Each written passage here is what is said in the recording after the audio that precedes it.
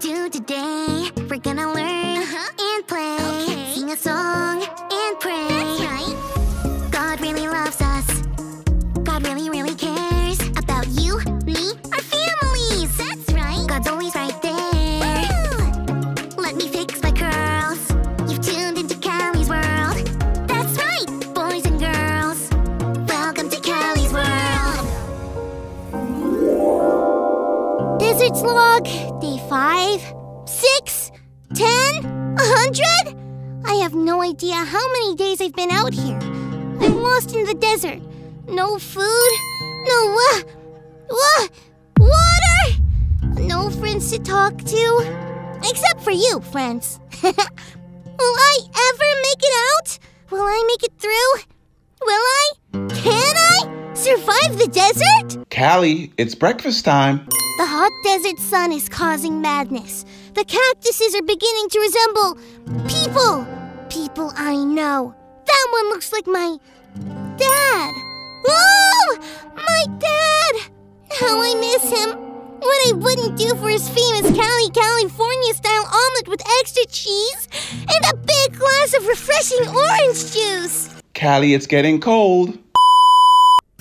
Oh, okay. Be there in a sec, Dad.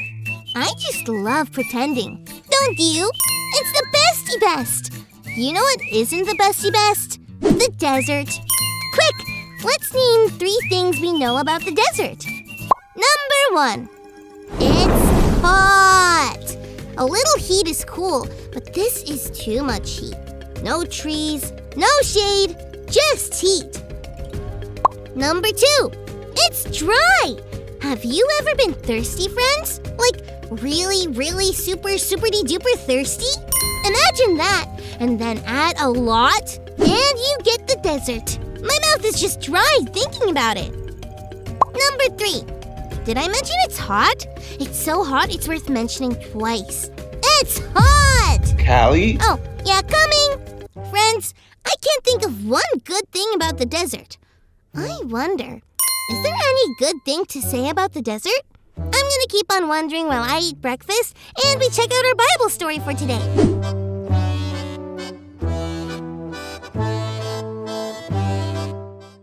It's time for today's Bible story, and it comes from the book of Exodus, chapter 17. God's people had just seen God do some pretty amazing things. Things like a sea splitting into 2 big walls of water so that they can walk right through on dry ground. If you saw something like that, wouldn't you say thank you to God forever? Well, the people of God, the Israelites, were thankful for a little while, but they journeyed along together in the desert. They came upon a problem. They couldn't find any water for themselves or their animals. This was a big problem. They needed water to live, but they had just seen God split a sea into 2. Surely they know that this wasn't a problem, and it wasn't a problem too big for God. But the Israelites had been treated badly in Egypt. For so long, it was hard for them to trust God. So they complained to Moses. They asked why he had brought them out to Egypt just to die of thirst. Moses didn't know what to do. God told Moses take the same staff that he had used to part the sea and hit a rock with it. When Moses hit the rock, water sprung out, enough for all of them to drink. The journey ahead would come with many ups and downs for the Israelites. But God would never leave them, and God will always give them what they needed. The same is true for us. We have our ups and downs too. But when we face a big problem, we can remember how God took care of the Israelites, and we can choose to be thankful.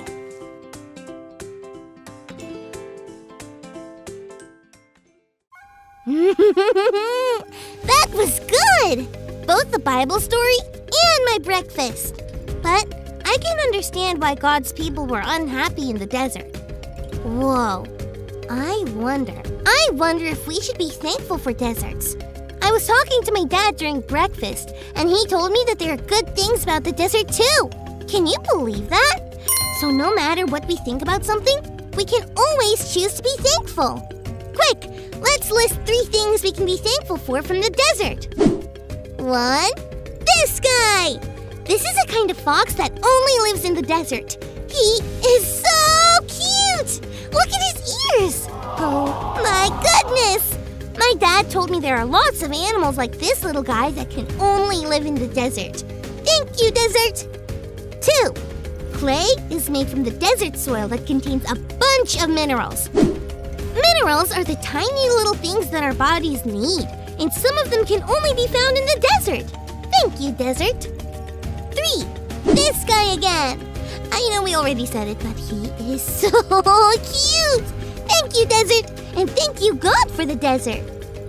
So, I guess we can choose to be thankful for the desert. That makes me wonder about what else we can choose to be thankful for. I can choose to be thankful for my dad and this delicious breakfast he made. Dad, I'm thankful for you. God gives us so many reasons to be thankful. What are you thankful for? Think about it and remember, we can choose to be thankful. Speaking of which, thanks for learning and growing with me, friends.